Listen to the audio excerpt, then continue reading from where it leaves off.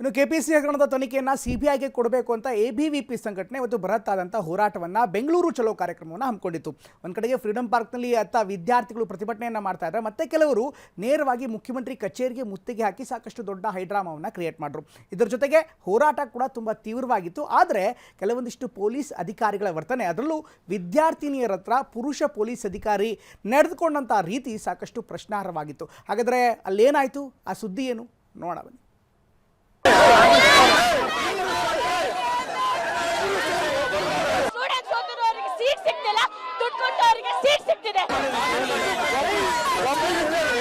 ರಾಜ್ಯ ಸರ್ಕಾರ ಮಾತ್ರ ಕಣ್ಮುಚ್ಚಿಕೊಳ್ತಿದೆ.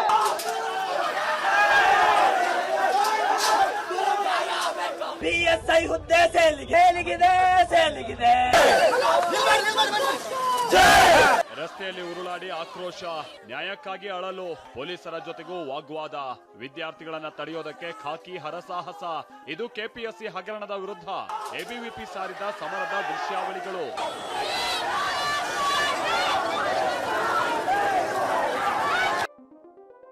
ಕೆಪಿಎಸ್ಸಿ ಹಗರಣದ ವಿರುದ್ಧ ಎಬಿವಿಪಿ ಬೆಂಗಳೂರು ಚಲೋ. ಹಗರಣದಲ್ಲಿ ಭಾಗಿಯಾದವರ ತಲೆದಂಡಕ್ಕೆ ಎಬಿವಿಪಿ ಆಗ್ರಹ. ಕೆಪಿಎಸ್ಸಿ ಹಗರಣದ ವಿರುದ್ಧ ಎಬಿವಿಪಿ ಸಮರ ಸಾರಿದೆ. ಹಗರಣದಲ್ಲಿ ಭಾಗಿಯಾದಂತವರ ತಲೆದಂಡ ಆಗಬೇಕು, ಪ್ರಕರಣವನ್ನ ಕೂಡಲೇ ಸಿಬಿಐಗೆ ಒಪ್ಪಿಸಬೇಕು ಅಂತ ಒತ್ತಾಯಿಸಿ ಎಬಿವಿಪಿ ಬೆಂಗಳೂರು ಚಲೋ ಹಮ್ಮಿಕೊಂಡಿದೆ. ಬೆಂಗಳೂರಿನ ಫ್ರೀಡಂ ಪಾರ್ಕ್ ನಲ್ಲಿ ಪ್ರತಿಭಟನೆ ಮಾಡ್ತಾ ಇದ್ದ ವಿದ್ಯಾರ್ಥಿಗಳು ಸರ್ಕಾರದ ವಿರುದ್ಧ ಆಕ್ರೋಶ ವ್ಯಕ್ತಪಡಿಸಿದ್ರು. ನಮಗೆ ನ್ಯಾಯ ಬೇಕು ಅಂತ ರಸ್ತೆಯಲ್ಲೇ ಮಲಗಿ ಪ್ರತಿಭಟನೆ ಮಾಡಿದ್ರು. ಇವತ್ತು ಕೆಪಿಎಸ್ಸಿಯಲ್ಲಿ ಸಾಲು ಭ್ರಷ್ಟಾಚಾರ ಹಗರಣ ಆಗ್ತಾ ಇದೆ. ರಾಜ್ಯ ಸರ್ಕಾರ ಮಾತ್ರ ಕಣ್ಮುಚ್ಚಿಕೊಳ್ತಿದೆ.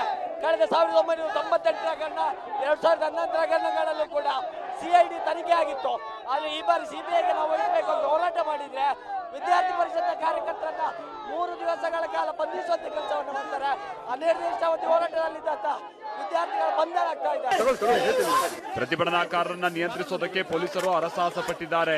ಬಳಿಕ ಪ್ರತಿಭಟನಾಕಾರರನ್ನ ವಶಕ್ಕೆ ಪಡೆದು ಬಸ್ನಲ್ಲಿ ಕೂರಿಸಿದ್ರು. ಈ ವೇಳೆ ಹೈಡ್ರಾಮಾನೇ ನಡೆದು ಹೋಯ್ತು. ವಿದ್ಯಾರ್ಥಿಗಳು ಇವತ್ತು ಎಬಿಪಿ ವಿದ್ಯಾರ್ಥಿಗಳು ಮೌರ್ಯ ಸರ್ಕಲ್ ಅಂತ ಹಿಡಿದು ಬೃಹತ್ ಪ್ರತಿಭಟನೆಗೆ ಮುಂದಾಗಿದ್ದಾರೆ. ನೋಡಬಹುದು ನೀವು ಯಾವ ರೀತಿಯಾಗಿ ಡ್ರಾಮಾ ಕಂಡು ಬರ್ತಾ ಇದೆ ಅಂತ ಹೇಳಿ. ನಿಜಕ್ಕೂ ಕೂಡ ಪೊಲೀಸರು ಅಟ್ಟಾಡಿಸ್ತಾ ಇದ್ದಾರೆ. ಈ ತರ ಕರಪ್ಷನ್ ಆದ್ರೆ ಸ್ಟೂಡೆಂಟ್ಸ್ ಹೇಗೆ ಓದ್ತಾರೆ? ಸ್ಟೂಡೆಂಟ್ಸ್ ಓದಿರೋರಿಗೆ ಸೀಟ್ ಸಿಗ್ತಿಲ್ಲ, ದುಡ್ಡು ಕೊಟ್ಟವರಿಗೆ ಸೀಟ್ ಸಿಗ್ತಿದೆ. ಅದು ಯಾವ ನ್ಯಾಯ?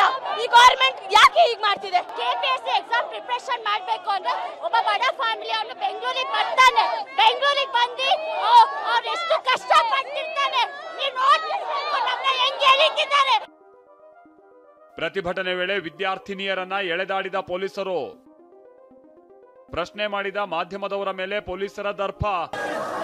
ಪ್ರತಿಭಟನೆ ವೇಳೆ ಮಹಿಳಾ ವಿದ್ಯಾರ್ಥಿಗಳನ್ನ ಪೊಲೀಸರು ಎಳೆದಾಡಿದ ದೃಶ್ಯ ಕಂಡುಬಂತು. ಇದನ್ನ ಪ್ರಶ್ನೆ ಮಾಡಿದ್ದಕ್ಕೆ ಪೊಲೀಸರು ಮಾಧ್ಯಮದವರ ಮೇಲೂ ದರ್ಪ ತೋರಿದ್ದಾರೆ. ಅಷ್ಟೇ ಅಲ್ಲ, ಏಕವಚನದಲ್ಲಿ ಮಾತಾಡಿ ಮೈಕ್ ಯಾಕೆ ಹಿಡಿಯೋಕ್ ಬರ್ಬೇಕು, ಕೆಳಗೆ ಹಿಡೀರಿ ಅಂತ ಏರು ಧ್ವನಿಯಲ್ಲೇ ನಡಿ ಅಂತ ಧಿಮಾಕಿನಿಂದ ಮಾತನಾಡಿದ್ದಾರೆ.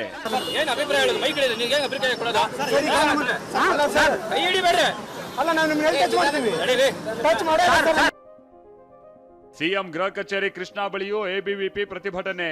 ಇತ್ತ ಸಿಎಂ ಗೃಹ ಕಚೇರಿ ಕೃಷ್ಣಾ ಬಳಿಯೂ ಎಬಿವಿಪಿ ಪ್ರತಿಭಟನೆ ನಡೆಸಿತು. ರಸ್ತೆಯಲ್ಲಿ ತಳ್ಳಾಟ, ನೂಕಾಟ ನಡೆದಿದೆ. ಇದೇ ವೇಳೆ ಪ್ರತಿಭಟನಾಕಾರರು ವಿದ್ಯಾರ್ಥಿ ವಿರೋಧಿ ಸರ್ಕಾರ ಅಂತ ಧಿಕ್ಕಾರ ಕೂಗಿದ್ರು.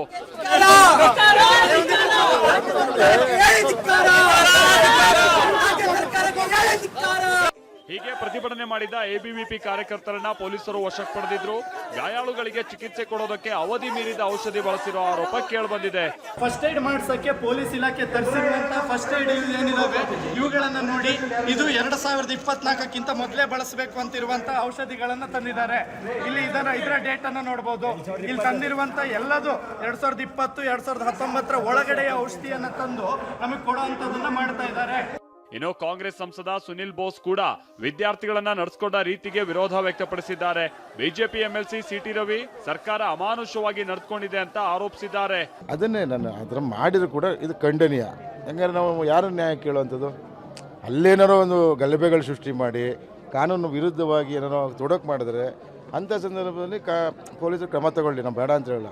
ಶಾಂತಿಯುತ ಪ್ರತಿಭಟನೆ ಮಾಡ್ತಾರೆ, ಅವ್ರು ನ್ಯಾಯ ಕೇಳ್ತಿದೆ. ಯಾಕಂದ್ರೆ ಅದು ಭವಿಷ್ಯದ ಪ್ರಶ್ನೆ ಅವ್ರದ್ದು. ಅಮಾನುಷ್ಯವಾಗಿ ಕರ್ನಾಟಕದ ಸರ್ಕಾರ ನಡ್ಕೊಂಡಿದೆ. ಅವರು ಅನ್ಯಾಯದ ವಿರುದ್ಧ ಪ್ರತಿಭಟನೆ ಮಾಡ್ತಿದ್ದವರು, ಭ್ರಷ್ಟಾಚಾರದ ವಿರುದ್ಧ ಪ್ರತಿಭಟನೆ ಮಾಡ್ತಿದ್ದವರು, ನ್ಯಾಯಯುತ ತನಿಖೆ ಆಗಬೇಕು ಅಂತ ಪ್ರತಿಭಟನೆ ಮಾಡ್ತಿದ್ದವರು, ಪ್ರಾಮಾಣಿಕ ವಿದ್ಯಾರ್ಥಿಗಳಿಗೆ, ಪ್ರಾಮಾಣಿಕ ಅಭ್ಯರ್ಥಿಗಳಿಗೆ ಆಗಿರೋ ಅನ್ಯಾಯದ ವಿರುದ್ಧ ಪ್ರತಿಭಟನೆ ಮಾಡ್ತಿದ್ದವರು.